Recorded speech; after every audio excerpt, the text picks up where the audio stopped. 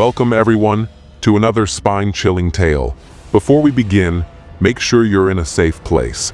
Turn on the lights, grab a friend if you can, and let's dive into today's story. Trust me, you'll want to stay till the end. Now let's set the scene. Imagine a quiet, moonlit night. A group of friends, a long road, and a forest that seems to whisper secrets. Sounds peaceful, right? Well, not for long. Let's begin. Alright, so this story is about a guy named Ethan. Ethan's a fun-loving, adventurous guy who loves hanging out with his friends. He's the kind of person who's always up for a road trip, no matter how late it gets. One December, Ethan was visiting his hometown after years of living abroad. His friends were thrilled to see him, and they decided to plan a week-long trip to a remote cabin in the woods. You know, the usual: campfires, ghost stories, and a break from the hustle and bustle of city life. The group consisted of 6 friends: Ethan, his best friend, Daniel, they called him Dan, and 4 others: Alex, Chris, Jake, and Ryan. They borrowed a big SUV from Ethan's cousin and packed their bags for the adventure. The journey started off great. They played music, shared jokes, and talked about old times. But as they drove further away from the city, the atmosphere began to change. The roads became narrower, the trees denser, and the air colder. By the time they reached the forest, it was past midnight. The road was eerily quiet. No cars, no streetlights, just the faint glow of the moon and the endless stretch of trees. Dan, who was driving, suddenly pulled over. "Guys, I need to take a break," he said. Ethan tried to stop him. "Dude, this is a deserted area. Let's wait till we find a gas station or something." But Dan insisted, and they all got out of the car to stretch their legs. That's when Ethan noticed something strange. A little further down the road, he saw a woman sitting by the trees. She was combing her hair, and a child was sitting beside her.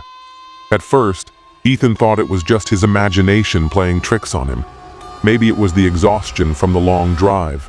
But then, one of his friends called out, "Ethan, what are you doing? Let's get back in the car." The sound echoed through the silence, and the woman suddenly turned her head towards them. Ethan froze. Her face was pale, her eyes hollow. She wasn't human. Before he could react, she vanished into the trees. The group hurried back to the car, but things only got worse from there. The car wouldn't start, the tires got punctured, and then one of their friends started acting strange. He began shivering, his eyes rolled back, and he started speaking in a voice that wasn't his own. The friends realized they were dealing with something far beyond their understanding. They tried reciting prayers, but the eerie thumping sounds on the car roof only grew louder. In a desperate attempt to calm whatever was haunting them, Ethan grabbed a box of food they had packed, some chicken and beef, and placed it on the side of the road. "We mean no harm," he said. "Please, let us go." Miraculously, the car started, and they drove away as fast as they could, but the memory of that night stayed with them forever.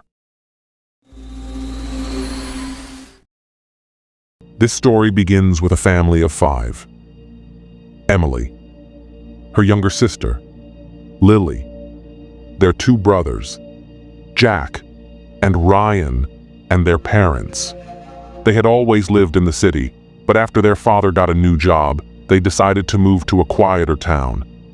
The house they found was perfect, big, beautiful, and surprisingly affordable. It was an old Victorian-style home with a large garden and a towering oak tree in the backyard. The real estate agent mentioned that the house had been vacant for years, but Emily's family didn't think much of it. They were just excited to start a new chapter in their lives. The first few days were uneventful. They unpacked, settled in, and even hosted a small housewarming party for their new neighbors. But soon, strange things began to happen. It started with small noises: footsteps in the hallway when everyone was asleep, doors creaking open on their own, and the sound of someone whispering in empty rooms. Emily's younger sister, Lily, was the first to notice. She would often wake up in the middle of the night, claiming she saw a shadow standing at the foot of her bed. At first, the family brushed it off. "It's just an old house settling," their father said. But then, things escalated. One night, Emily was in the kitchen getting a glass of water when she heard a loud crash from the living room. She rushed in to find the family portrait, the one they had hung above the fireplace, shattered on the floor. The glass was broken, but the frame was intact. What scared her the most was that the photo inside was torn right down the middle, as if someone had clawed at it. The next morning, Emily's brother Jack mentioned that he had seen a little girl standing under the oak tree in the backyard. "She was just standing there staring at me," he said. "But when I went outside to check, she was gone." The family tried to stay calm, but the incidents kept piling up. One evening, while Emily and Lily were watching TV, they heard a loud thud from upstairs. They ran up to find Ryan's room in complete disarray. His bed flipped over, his books scattered across the floor, and his window wide open. Ryan was nowhere to be found. Panicked, the family searched the entire house. They finally found Ryan in the basement, sitting in a corner and muttering to himself. When they tried to talk to him, he looked up with hollow eyes and said, "They don't want us here." From that day on, Ryan started acting strange. He would disappear for hours, only to be found in the basement or the attic. He stopped eating and sleeping, and his once cheerful demeanor turned cold and distant. The family tried everything. They consulted priests, performed cleansing rituals, and even considered moving out. But nothing worked. One night, the family was woken up by a blood-curdling scream. They rushed to Ryan's room to find him standing by the window, his face pale and his eyes wide with fear. "They're here," he whispered. Before anyone could stop him, he climbed out the window and disappeared into the darkness. The family searched for him all night, but Ryan was never found. Heartbroken and terrified, they decided to leave the house for good. As they packed their belongings, Emily noticed something strange. The family portrait, the one that had been torn, was now intact. The photo showed all 5 of them, but Ryan's face was blurred, as if he had never been there. They moved out the next day, leaving the house and all its horrors behind. But Emily still wonders what happened to Ryan and who, or what, was responsible for his disappearance. A man named David. David was a delivery driver who often worked late nights, driving through remote areas to make his deliveries. One night, he was on his way back home after a long day when he saw a man standing by the side of the road. The man was dressed in old, tattered clothes and had a strange, almost ethereal presence. David, being the kind-hearted person he was, decided to stop and offer him a ride. "Where are you headed?" David asked as the man got into the car. "Just up the road," the man replied in a soft, almost whisper-like voice.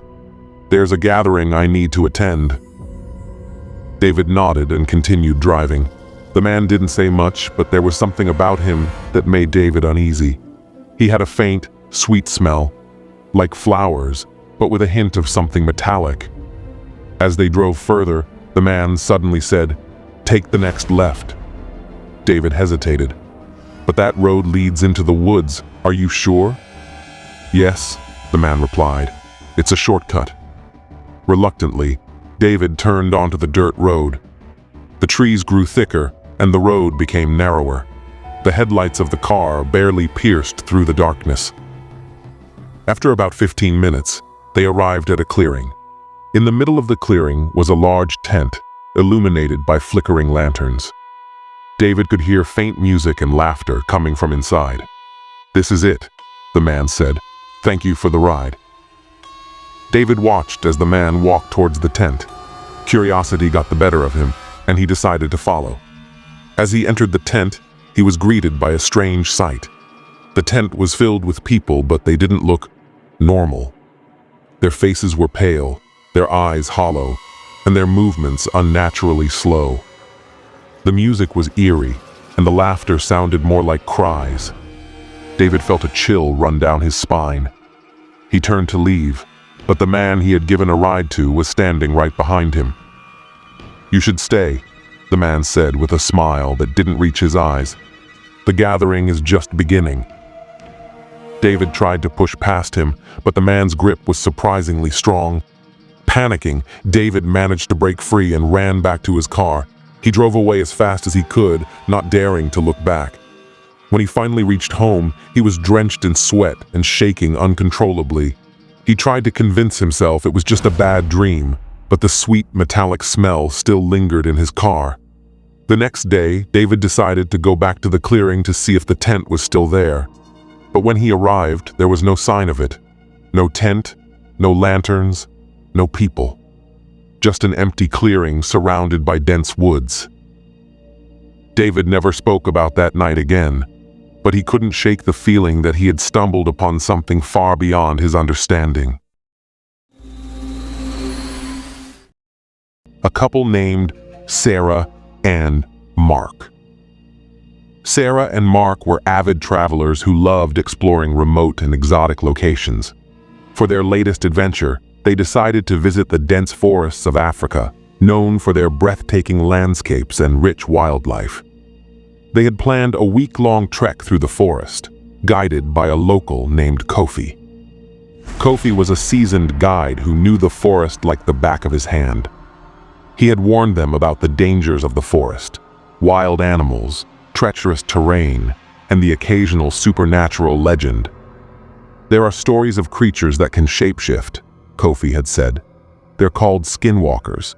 They can take the form of any animal or even a human. If you see one, don't engage, just run." Sarah and Mark laughed it off, thinking it was just a local myth to scare tourists. But they soon realized that some legends are rooted in truth. The first few days of the trek were amazing. They saw elephants, lions, and even a rare black leopard. But on the fourth night, things took a dark turn. They had set up camp near a small stream. As they sat around the fire, they heard a strange noise, a mix of a growl and a human scream. It was coming from the trees. "What was that?" Sarah asked, her voice trembling. "Probably just an animal," Mark replied, trying to sound calm. But even he couldn't hide the fear in his eyes. The noise grew louder, and soon they saw a figure emerge from the trees. It looked like a man, but its movements were unnatural, jerky and almost animal-like. Its eyes glowed in the dark, and its skin seemed to shimmer, as if it were changing. "Run!" Kofi shouted, grabbing his backpack. Sarah and Mark didn't need to be told twice. They grabbed their gear and ran as fast as they could. The creature let out a blood-curdling scream and started chasing them. They ran through the forest, dodging trees and jumping over roots. The creature was fast, but they managed to stay ahead. After what felt like hours, they finally reached a small village. The villagers took them in and helped them recover. When they told the villagers about the creature, the elders nodded solemnly. "You encountered a Skinwalker," one of the elders said. "It's a creature of the forest, a shapeshifter that preys on those who wander too far into its territory." Sarah and Mark were shaken, but grateful to be alive. They decided to cut their trip short and return home. But even after they left, they couldn't shake the feeling that they were being watched. And sometimes, in the dead of night, they would hear that same growl scream, as if the Skinwalker had followed them home. And that, my friends, is just the beginning. If you've ever had a supernatural encounter, we'd love to hear about it. Share your stories with us through email link in the description. Don't forget to like, subscribe, and hit the bell icon for more terrifying tales. Until next time, stay safe and keep the lights on. Or, if you want to enjoy another story, click the video on the screen. Goodbye.